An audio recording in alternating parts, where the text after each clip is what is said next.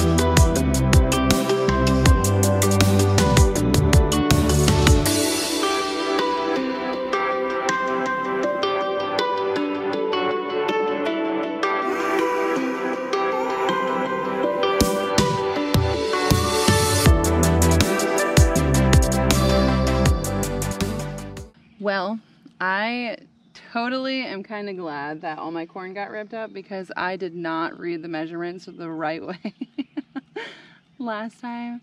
So I planted the circles way too close together, and the more that I read into it, the more space you actually need to have to do something like that. And if I were to do it, this whole bed would have to be devoted to just doing the Three Sisters method. And I already planted other things in here, and I wanted room for melons and watermelons and stuff like that. So what I did is ended up just planting the corn in rows. So I did 5 rows of the honey and cream, and then I did 5 rows of the sugar baby sweet corn. They are more than 14 days apart in their maturity days, so that's always important to remember when you plant corn. If you don't want them to cross-pollinate, because corn is an open pollinated crop, you need to make sure that you have 14 days between each one's maturity date. Or if you plant 2 different varieties that have a maturity date of 65 days, then you need to make sure that you wait 14 days until you plant that second variety. So I ended up just doing rows. I'm gonna have to figure something else out with my squash. I do have one flower pot by my arbor up here that I haven't planted anything in yet, so I actually might go grab some squash seeds and put them in there. I don't know. I'm half like thinking about tearing out some of my peas and planting squash where the one row of peas is, because they're not doing very well, and my peas over here are doing very well, so I don't need 4 rows of peas because that's going to be a lot of peas, and I would rather have room for some other things. So I might actually go grab just some seeds to throw in and just see where I can maybe squeeze in some room. My radishes are going to be coming out, and I can do something else in the front of this bed over here, but I'm not sure because it has carrots and stuff like that in it yet, so I don't know. I'm just gonna kind of walk around, do some things. But if you do the Three Sisters garden, you need to have your mounds at least 4 feet apart. They recommend 5 feet, 4 to 5 feet, something like that. So each circle needs to be 4 to 5 feet from the center of that circle to the center of the other circle. So you need a pretty big amount of space to do that properly. Like you can do just 1 mound or do 2 mounds like in a square, or you could do 4 mounds in a square to where like you would do them in each corner of a bed. But my problem is too, like I had my celery in the front here, which I don't even know if that's going to do anything. I've never grown celery before, so that's a learning thing too. But like here, for example, in this square right here, if I wouldn't have done celery, I could have done a mound over there in that corner, a mound in this corner, a mound in this corner, and 1 right there. So I could have done 4 mounds, making sure that they're 4 to 5 feet spaced. So that could have been an option to do it that way. So you would actually have like 16 corn plants and then 16 bean plants, and then no, wait, sorry, because you want to do squash, which I thought like in a square like this you could just do a squash in the middle and do 4 mounds of the corn bean mounds and then just do a squash in the middle. You could have done something like that. I did already plant melons in this bed, so I'm not going to worry about it. I thought about maybe just adding another big area back here, because I do have a load of wood chips right here that I could just lay down for the bottom of it and then just do it that way. But I do have to bring in more topsoil. I have this thing of compost yet, so the only thing I would need is topsoil to mix it in. So I'm not quite sure what I'm going to decide to do, but I kind of need to make a choice in the next like week here to get that stuff planted. I am, however, I don't know, I'm going to think about it, because I really did want to plant a flower in the flower pot that's going to climb up that side of the arbor.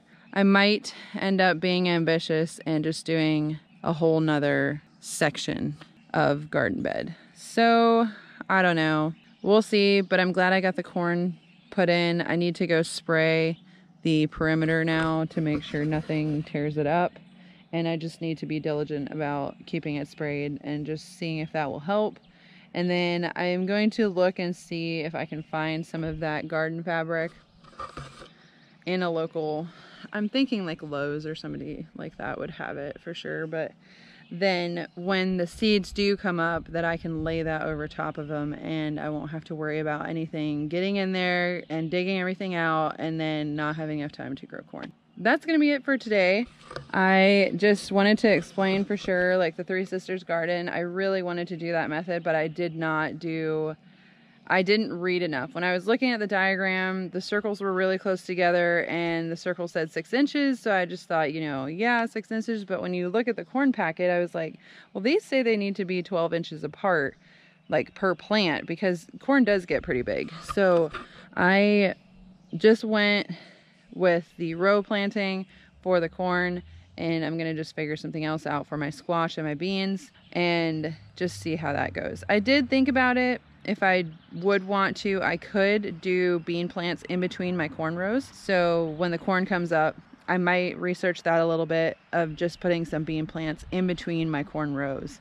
So we'll see. I'll see how that all goes, and then my squash might just end up being on the ground instead of, well, it was going to be on the ground anyways, but somewhere else, not in this area. So we'll see.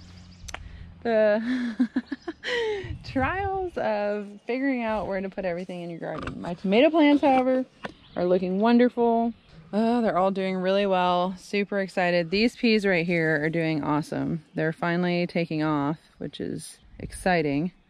So those are doing good too. I have to really stay on top of these to make sure that they're not hanging on to the carrots or anything. Like my kohlrabi came up, so that's exciting. I'm really excited to try this. I've never had kohlrabi, so these are really leafing out. My cucumbers came up, so I'm gonna need to thin those.